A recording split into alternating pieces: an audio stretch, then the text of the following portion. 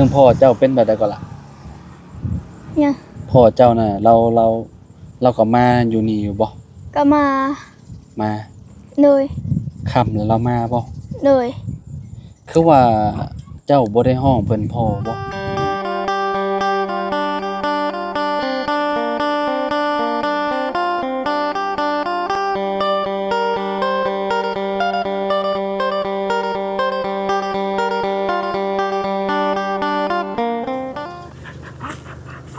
อ้าวกราบสบายดีเด้อพี่น้องปองปาย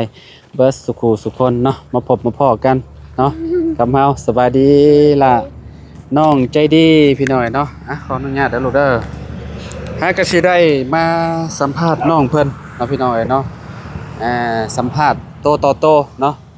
แต่เก่าก็ออกแต่คลิปเนาะ3สาวพี่น้องเนาะสิเป็นน้องแตงจริงน้องเลี้ยงพี่น้องเนาะมื้อนี้น้องอันน่ะไปใส่มานี่ไปสวรรค์เพิ่นไปนอนอยู่พุ่นบ่ไปนอนอยู่สวรรค์บ่เพิ่นบ่ได้มาบ่เรามาโดยจักโมงเรามาฮอดพี่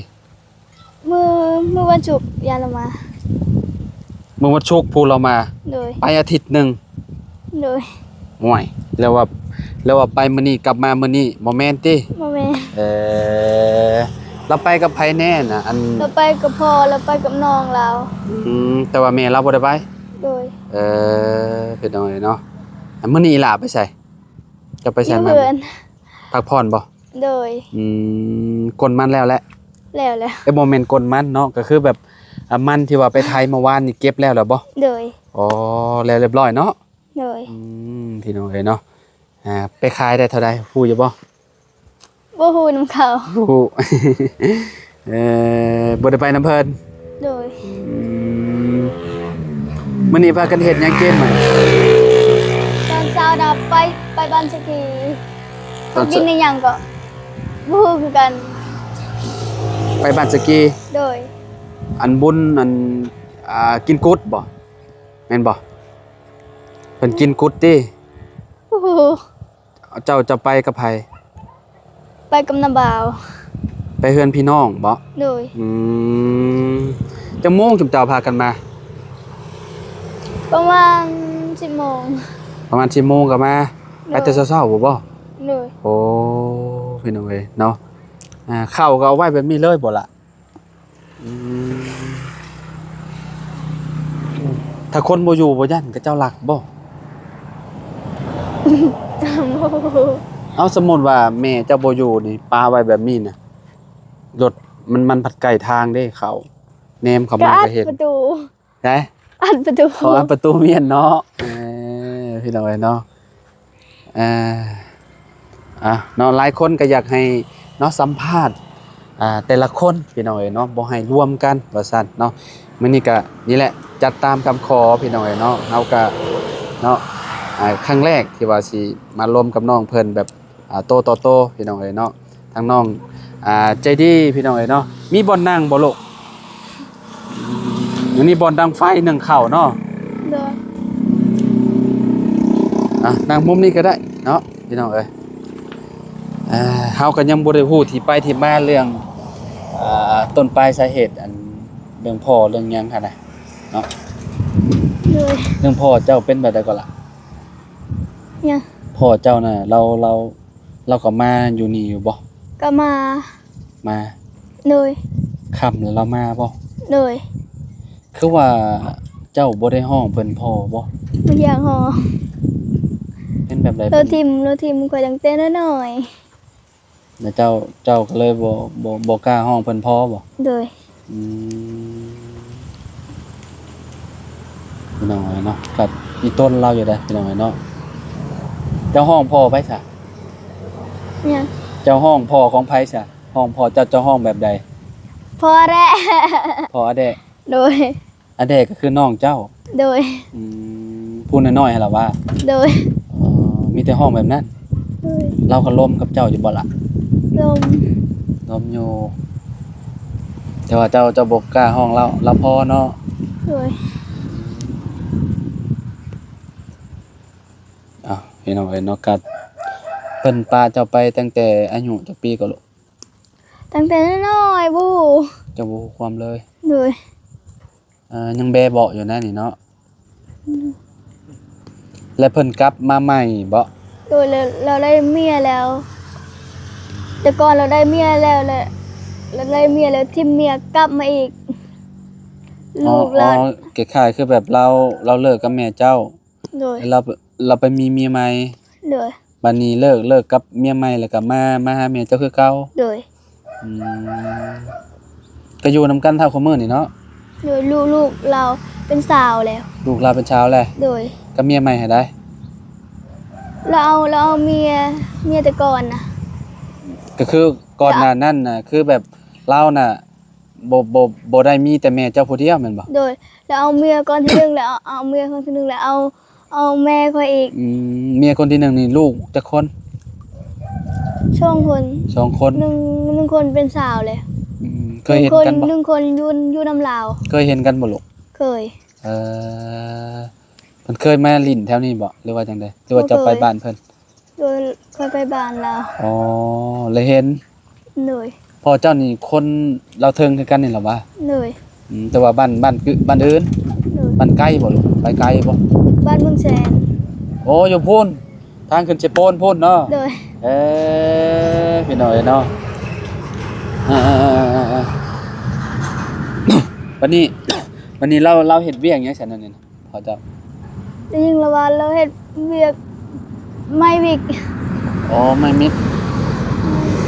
ซับเปเปอร์บ่จักบ่ โอ้โห อันน่ะโรงงานบ่หรือว่าจังได๋หรือว่าไปตัดไม่มิกให้เขานี่บ่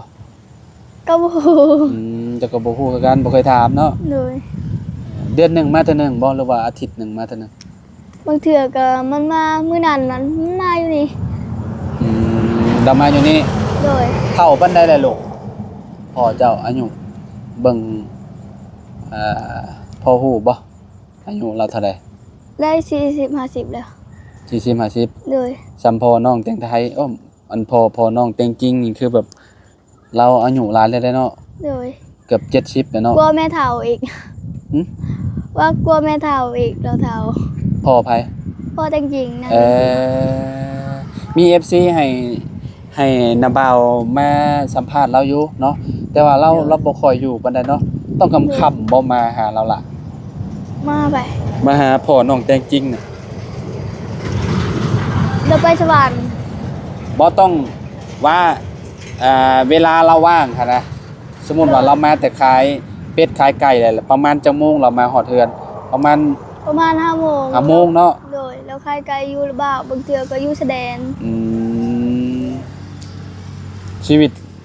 เราก็ไปตายอีต้นอยู่ได้ทางน้องแต่งจริงก็ได้พี่น้องเอ้ยเนาะ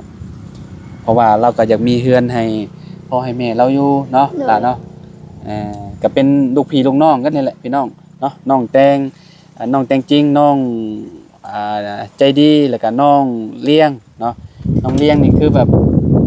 อันนั้นก็พ่อกับแม่เลิกกันคือกันนั่นแหละเนาะแยกทางกัน โดย แต่ว่าเจ้าน่ะแยกทางกันแต่ว่ากลับมาหาคือเก่าเนาะ โดย อยู่นำแม่เจ้าคือเก่าแต่ว่าแม่เจ้าก็รับมาคือเก่าเนาะ โดย เคยได้เงินนำลาวอยู่บ่พอ บ่เคยแต่ก่อนนะเราให้ที่บ้านบางเทื่อก็ค่อยได้เงินนะแล้วเคย บ่ฮู้ภาษาลาว เราเคยให้อยู่ โดยสิผ่าน อืม บางเทื่อค่อยก็มีเงินค่อยให้แม่กลับญี่ปุ่นบางเทื่อก็50ค่อยให้ เจ้าคือ ก็ให้น้อง คือแบบว่าเจ้าเอาให้แม่เจ้านี่ โดยบางเทื่อก็เอาเงินเดือนค่อยให้ เอาเงินเจ้าหามาแต่ไสเอาให้เรา น้าบ่าวให้ บ่าวให้ ก็พอนางเดียง และเจ้าน่ะเอาให้แมรี่บ่ โดย ให้แมรี่เกียมเมียน โดยและให้น้อง ให้น้องพร้อม โดย อ๋อให้เพิ่นไปซื้อหยังอีกล่ะ ซื้อข้าวและให้น้องซื้อขนม ซื้อข้าวซื้อขนมพร้อมเนาะ โดย พี่น้อยเนาะก็ดีอยู่ได้เนาะทางน้องเพิ่นนี่ไปเฮ็ดเวียกตลอดเนาะลูกเนาะ โดย เรา บางเทื่อกลับแต่เช้ากับน้องเลี้ยง อืม ลาวขับรถ น้องเลี้ยงขับรถ โดย มอไซค์นี่นะ โดยขับรถหน้าบ่าว เราเราขับคล่องบ่ ก็ได้อยู่แล้วครับ ได้อยู่เนาะเจ้าก็ขับเป็นคือกัน เป็นแต่บ่กล้า บ่กล้าครับอยู่แค่ บ่กล้าออกทางใหญ่เนาะ โดย โอ้อันตรายเด้ออกทางใหญ่เนาะ ขับแล้วล่มอยู่แคมทาง ทางใหญ่นี่คือแบบมีแต่รถพ่วงพี่น้อยเนาะรถเวียดฮะเป็นตาย่านได้ บางเทื่อก็ขับรถแต่5 โมงกลับอยู่พุ่นบ่มีไผไปส่ง บางเทื่อกลับเอง โดยความฝันเจ้าที่เจ้าฝันไว้เจ้าอยากเฮ็ดหยัง บ่ฮู้คือกัน แบบเอาแบบเพื่อนแบบหยังให้แม่นี่นะแบบฝันไว้อยู่บ่ อยากได้เฮือน อืม ต้องฝัน ก็คืออยากเฮ็ดให้แม่อยู่ โดย ให้แม่ได้เฮือนหลังงามๆอยู่เนาะ โดย เจ้าก็วางแผนไว้อยู่บ่จะเอาอยู่จักปีเจ้าว่าเจ้าสิไปเฮ็ดเวียก บ่ฮู้คือกัน แต่ว่าน้องจริงๆนี่คือแบบเราวางแผนมาเลยได้เราว่าอายุเรา21เราว่าเราสิไปเฮ็ดเวียกเราว่าก็บ่ฮู้ว่าน้องเพิ่นสิไปตอนใดหั่นน่ะพี่น้องเพราะว่า17 18 19นี่ก็เฮ็ดเวียกได้เลยหั่นน่ะเนาะแต่เจ้าได้ซะละ บ่ฮู้ เจ้าจักปีแหละ ไว้นะ แม่น อายุข่อยเดี๋ยวนี้ แม่น 12 ปี 12ตอนนี้ยังบ่ได้คิดไปไกลปานใดเนาะ โดย แต่ว่าเรื่องเฮือนเรื่องชานนี่ก็อยากได้เนาะอยากได้ให้แม่อยู่เนาะกับน้องอยู่เนาะ โดย เวลาฝนตกฟ้าลงก็บ่ได้เรือได้พี่น้องนี่นะเปียกบ่เลยเนาะ หัวครับปัญญา เปียกหมดเลย ยามฝนเจ้าเคยมานอนบ่ เคยมานอนอยู่บ่เฮือนหลัง ตั้งแต่น้อยๆนอน ตั้งแต่อายุยังน้อยๆเนาะ อายุ7-8 ปีก็นอน นอนเฮือนหลังนี้ โดย ปี2000เท่าใดเจ้าใหญ่ไปนอนอยู่พุ่นนอนนำมายะ บ่ฮู้คือกัน เออแต่ว่าโดนเติบแล้วจะย้ายไปนอนอยู่พุ่น โดย เพิ่นใหญ่เลยเพิ่นก็บ่อยากนอนอยู่นี่พี่น้องเนาะเพิ่นก็เลยไปนอนนำมายะนอนนำน้องเลี้ยงเนาะ โดย นอนนำกันบ่กับน้องเลี้ยง นอนนำกัน เฮือนหลังนั้นมีจักคนอยู่หั่นลูก นะ แม่น แม่ เฮือน เฒ่า กัน แหละพ่อเฒ่า อืม น้าสาว อืม น้าบ่าวนอนอยู่โรงงาน อืม น้าบ่าว2 คนนอนอยู่โรงงาน อืม และน้าบ่าวผู้หนึ่งเอาเมียแล้ว นอนอยู่เฮือนมัน นอนของเฮือนของเราเอง โดย พี่น้องเนาะก็เนาะหลายคนอยู่ได้เนาะ โดย นอนกันแบบได้เนี่ยนอนเรียงกันบ่ได้มีห้องกันบ่ ก็มีอยู่หอ ห้องจังห้องกันเมียนอยู่ครับ ตอนนั้นนอนกับแม่เฒ่า หึ นอนกับแม่เฒ่า นอนกันไม่เท่า โดย ก็คือแบบว่าเฮือนหลังนั้นน่ะมีกั้นจังห้องมีอยู่ฮอดบ่3ห้อง บ่ฮอด1 1 2 ห้อง ห้อง 2ห้อง 1ห้อง1ต่อ1ห้องนะห้องน้าสาวน้าสาวเปลี่ยนเสื้อ ในซาวก็คือเราอยู่ส่วนโตวแล้ว โดย แสดงว่าชุมเจ้า เรานอนเฮือน เพื่อนไผน่ะ แม่ตาป่า เมตตาปา โดย หลังนั้นบ่ โดย อืม บางเทื่อก็น้าสาวนอนอยู่นั่น อืมเจ้าครับแบบว่าสมมุติว่าให้มานอนนี่บ่มาแล้วบ่มานอน โดย แต่ก่อนเราเป็นสาวนะกับแม่ข่อยแล้วนอนอยู่นี่ ไผ น้าสาว น้าสาวกับแม่เจ้านอนอยู่นี่ โดยและลูกผู้นั้นนะนอนอยู่นี่ อืม กับข่อย เต็มบ่เลย โดย พากันนอนเต็มอยู่นี่เนาะ เรามีผัวแล้วพอมากลับมาอีกแล้วเรานอน นอนกับผัวลาวบ่เนี่ย โดย เราอยู่กับผัวลาวแล้วก็ลูก น้าสาวก็นอนอยู่เฮือนนานอีกน้ามี อันนั้นน่ะน้องเจ้าน่ะอันพ่อเดียวกันบ่ โมแมน ฮะ พ่อตา พ่อต่างนะ โดย อันชื่ออิหยังก็อาแดะบ่ โดย อาแดะน่ะลูกต่างนะเนาะ โดย อืมนาว่าคิดว่าลูกกับพ่อเจ้าบ่แม่นบ่ โมแมน อ๋อแสดงว่าแม่เจ้านี่มีสามีอยู่จักคน มีผัวจักคน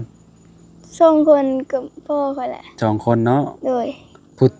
อันน่ะผู้นั้นได้สักเพิ่นไปใช้ซะพ่ออาแดะไปใช้ บ่ฮู้คือกัน เลิกกันบ่ โดย เลิกคือกันเนาะเข้าใจผิดมาตลอดว่าอันอาแดะกับน้องใจดีนี่อันเป็น เป็นลูกพ่อเดียวกันเนาะแต่ว่าบ่แม่นเนาะล่ะเนาะ โดย อืมหน้าตาก็คือแบบออกคนละทางหั่นน่ะบ่คือกันปานใดเนาะ โดย นี่ล่ะนึ่งข้าวแล้วบ่มื้อนี้นึ่งแล้วบ่ กินเขาวย่างเขาย่างลาย เขานึ่งแต่เช้าบ่เนาะ โดย อืมที่นี่ก็เป็นที่ของอายะเนาะเพิ่นแบ่งให้อยู่เนาะล่ะเนาะ โดย ฮอดพุ่นบ่ล่ะฮอดใช่ฮอดบ่ต้นกล้วยพุ่นบ่ โดย โอ้ถือว่าโอเคเลยใช่เนาะพี่น้องถือว่ากว้างอยู่เนาะทางน้องใจดีนี่เพิ่นสิมาอยู่ฝากนี่กับน้องแต่งจริงเนาะ โดย มาอยู่นำกันเลยพี่น้องเพื่อนแต่งจริงก็10 ปีแหละเนาะ10 ปีแล้วตั้งเสายังบ่แล้วพี่น้องเนาะยังบ่ได้อยู่พี่น้องเนาะบางคนก็ว่ากระต๊อบหลังน้อยๆเนี่ยก็ต้องเฮ็ดเตียงนอนว่าซั่นพี่น้องเพราะว่ามันเป็นพื้นต่ำว่าซั่นย่านสัตว์เลื้อยคลานมันเข้ามาพี่น้องเนาะอันนี้ก็สุดพี่น้องเนาะสุดเลยบ้านน้องใจดีนี่คันว่าบ่มีอายะกับอันนั้นสิไปอยู่ใช่เด้เนาะ บ่ฮู้คือกันนอนอยู่นี่แหละแต่บ่มี ถึงใครเนี่ยอายะเรามีเฮือนหลังใหญ่อยู่เนาะ โดย ให้ได้อยู่นะพี่น้องเอ้ยเนาะสมมุติว่าเจะมีเฮือนมีหยังเจ้าก็ย้ายมาอยู่เฮือนเจ้าของแล้วเนาะ โดย ย้ายมาอยู่พี่น้องเพิ่นสิปลูกอยู่ใช่ล่ะ กูหยัง ว่าสมมุติว่าเจ้ามีเฮือนมีหยังเจ้าสิปลูกอยู่นี่บ่ โดย ปลูกอยู่นี่เลยเนาะปลูกใกล้ๆกันกับแตงไทยเลยแตงจริงเลยเนาะ โดย พี่น้องเนาะเฮาก็เนาะโดนจังบ่อันนั้นพี่น้องเนาะเพราะว่าเข้ามายามใดก็บ่ได้คอยได้คุยกับน้องเพิ่นเนาะคุยแต่3สาวรวมกันเลยเด้อพี่น้องเอ้ยเนาะเอาเงินให้หลานซื้อโรงเรียนก่อนมื้ออื่นไปโรงเรียนบ่ลูก โดย ไปโรงเรียนเนาะมื้อเนาะเอาเงินให้ใจดีก่อนไปโรงเรียนได้มื้อละจักพันหั่นล่ะ 5,000 5,000บ่ โดยบางเทื่อก็บ่มีบางเทื่อก็มี บางเทื่อก็มีบางเทื่อก็บ่มีติ โดย ไปแล้วกินหยังอยู่พุ่นน่ะ กินขนม กินขนมนอกจากขนมมีหยังแหน่ บางเทื่อก็ชื่อมีถ้าอายมานะ มี แต่ก้อนนะ แปลว่าไงกระเจ้าลวกให้บ่เลยแนวใดหรือว่ากินดิบเนี่ยบ่ ลวก กินอยู่โรงเรียนเลยบ่ บ่กินอยู่เฮือน ซื้อมาจากโรงเรียนแล้วมากินอยู่เรือน โดย เลยพี่น้อยเนาะชีวิตน้องมันคร่าวๆก็สิประมาณนี้แหละพี่น้อยเนาะพ่อกับน้องอันนั้นน่ะก็คือคนละพ่อเด้อพี่น้อยเนาะบ่ได้แม่นพ่อเดียวกันเนาะแต่น้องเพิ่นนี่คือเป็นลูกคนเดียวนะนี่เนาะกับพ่อเจ้าในปัจจุบันนี่แม่นบ่ โดย แต่น้องเพิ่นน่ะบ่กล้าฮ้องพ่อ ในอนาคตสิกล้าฮ้องเป็นพ่ออยู่บ่ล่ะ โอ้ สิบ่กล้าเลยบ่ โดย จังได้ก็สู้ๆเด้อลูกเด้อ โดย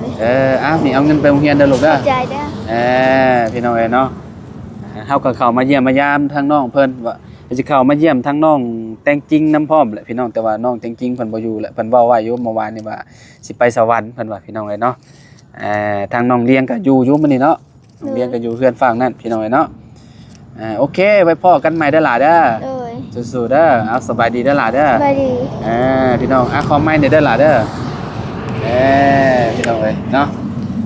มื้อนี้พี่น้องเอ้ยเนาะก็สิประมาณนี้เดี๋ยวมื้อหน้าจังว่ากันอีกพี่น้องเอ้ยเนาะทางน้องแต่งบ่แม่นน้องแต่งติเนาะน้องใจดีเพื่อนชาลาแป้นเราก็สิประมาณนี้เนาะเอาล่ำลาแล้วพี่น้องพบกันใหม่เนาะสบายดีเด้อ